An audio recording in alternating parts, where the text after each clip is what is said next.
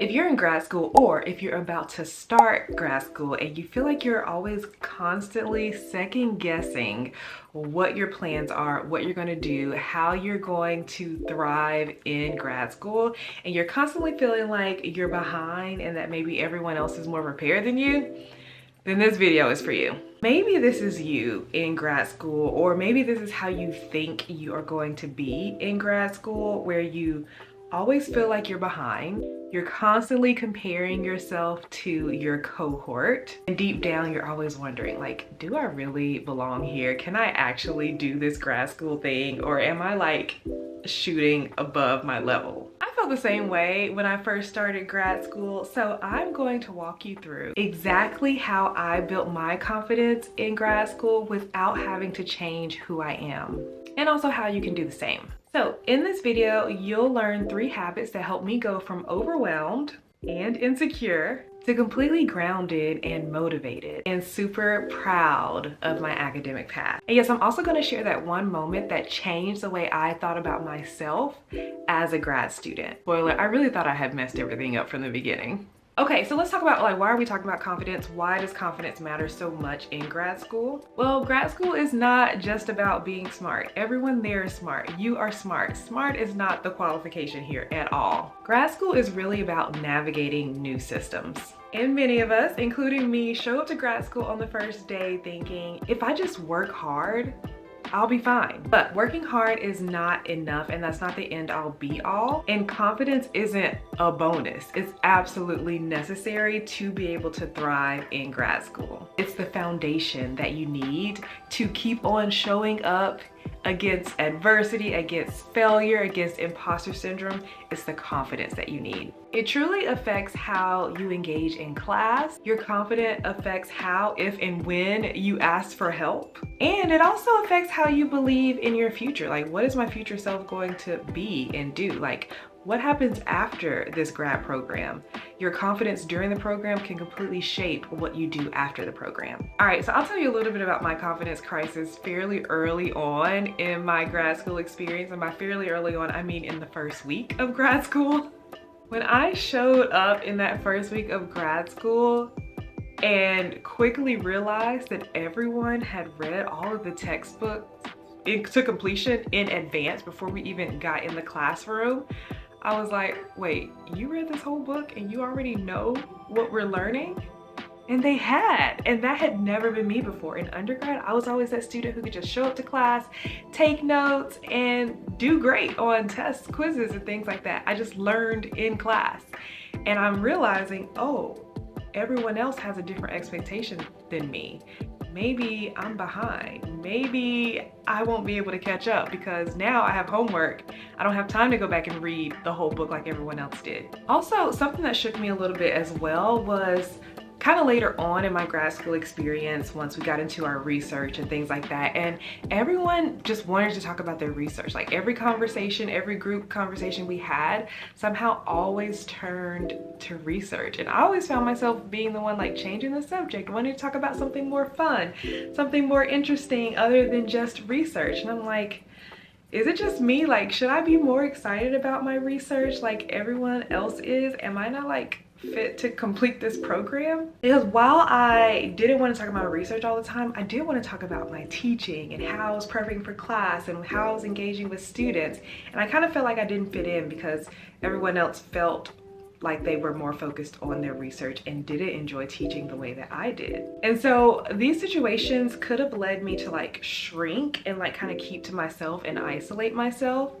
But instead, I did something different. I actually leaned in a bit more and really embraced the people around me who were so different and having a different experience than me. So I didn't isolate myself. Instead, I connected with my cohort. I invited them to gym classes. So me and my friends would take classes like Zumba and stuff at the gym. I would go to potlucks and we would all bring a dish. We would have game nights. And I felt like getting to know my cohort on a more social level helped me feel more confident to ask to join study groups or ask people if they wanted to join my study group, to understand what everyone else was doing to prepare. And I felt like that was crucial for me. It helped me build the confidence to talk to people who were so different than me. So I actually found confidence outside the classroom first. And then because the people in my classes became my friends, I felt more confident showing up in class as well. And I also learned study habits from my peers that I never would have picked up alone. All right, so based on my experience in grad school, I've come up with 3 key habits to build your confidence and build your confidence early in grad school, because there's a quote that I like that says, like, as is our confidence, so is our capacity. And so I talk about this in my class on like what to expect in your first semester of grad school. And basically that just means the more confidence you have, the more capable you are to do more and more things. And in grad school, you are required to do a lot of new stuff. And to even believe that you can do that, you have to have confidence. So let me give you the 3 habits that you can start working on. Number 1, keep small promises that you make to yourself. I love to create goals and plans, but sometimes when the goals and the plans are too big, they can be really hard to achieve. You may procrastinate on them. You might not feel motivated because you don't see how it's possible to achieve them. So I also like to break down my big goals into smaller goals and think about these smaller goals and habits and actually keep those promises. There is a quote that I share in my programs by Ed Milet that says something like, the person who has the most confidence is the person who believes in themselves. And it's important to actually keep the promises that we make to ourselves so we don't lose trust in ourselves. And you absolutely have to trust yourself when you're in grad school. So in my first semester of grad school, I made a deal with myself. So I'm someone who loves TV, movies, love getting stuck, jumping into like a deep story that lasts a long time. So I made a deal with myself early on that when I got home in the evenings, I would do my homework first before I turned on the TV. I would get as much of my homework done as I had like set the goal for myself, and then only after I've done what I said I was gonna do will I turn on the TV. This is a super tiny, almost no-brainer goal, but it was powerful for me because after a long day in grad school, I just wanted to come home, lay on the couch and watch TV. But guess what? I would watch the next episode and the next episode, and then I wouldn't get to my homework until later, where I'm tired, my brain isn't working as well, and I wouldn't be able to do quality work.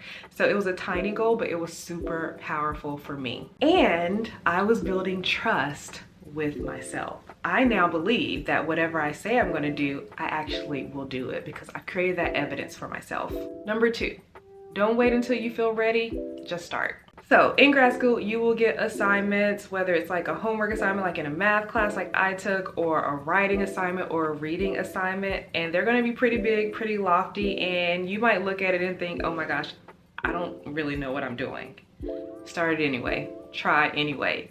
Start your assignments as early as possible, because as you keep looking at it and going through it and being able to talk to people about it, you'll understand more and more and more, rather than waiting until the assignment is due and now you're stuck trying to work on something that feels impossible in a short amount of time, and you don't have enough time for your brain to like make the connections that you're learning in your classes. So when I was in grad school, I made sure to start my homework assignments on the day they were given, even if I didn't understand everything. That was just something that I said I was gonna do, and I did. Momentum is far greater than perfection, and you will find that throughout the whole grad school experience. And then also Sunday study and homework dates with my bestie Caitlin was like essential for me. I needed that accountability. I would always take Saturday off, but Sunday after church, I would try to get some work done. And when I would go to the library or a coffee shop by myself, I would stay for maybe an hour and then feel tired and want to leave.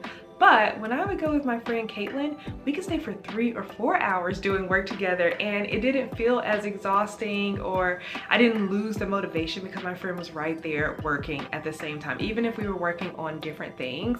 So every Sunday we would meet either at the library or the coffee shop to work on our homework, to study, to do whatever we need to do to prepare for the next week in grad school. And that was crucial for me. And then number 3, to build your confidence in grad school, is focus on your own wins not the wins of everyone else. Something that I'm so grateful for that happened in my first semester of grad school was that my graduate coordinator advised that I take 2 split level classes.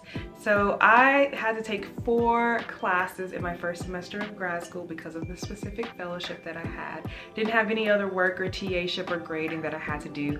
All I had to do was be a student. And he was like, you know what? I looked at your background. I think you might have an easier time in this split level class, actually 2 split level classes where some of the students are undergrads, some of the students are grad students. And I could have had an ego about it and been like, but I'm a grad student. I should take the higher level version of this class, of these classes, but I didn't. I was like, yeah, put me in the undergrad class. And guess what? I was the smartest person in that class. I was working on my homework early. I had all the answers. I felt like I cared more about the class than my undergraduate classmates. And it boosted my confidence so much. I was like, oh yeah, I do really love math and I can really learn math, and this is awesome. This is why I'm in grad school, because this stuff lights me up when I can tell these students don't really care about it that much or as much as me, and it just made me feel so good. And I got A's in those undergraduate level classes. I'm like, yes, this was the confidence boost I needed. And because I was doing so well in those classes, it made me actually excited to start working on my homework early, and it like helped me set those habits that I could use throughout the rest of my grad school experience. So you should absolutely celebrate your wins, even the quiet ones, even if it's doing well in an undergraduate level class. Now, when I look back on my grad school experience, I realized the confident version of me didn't just show up overnight.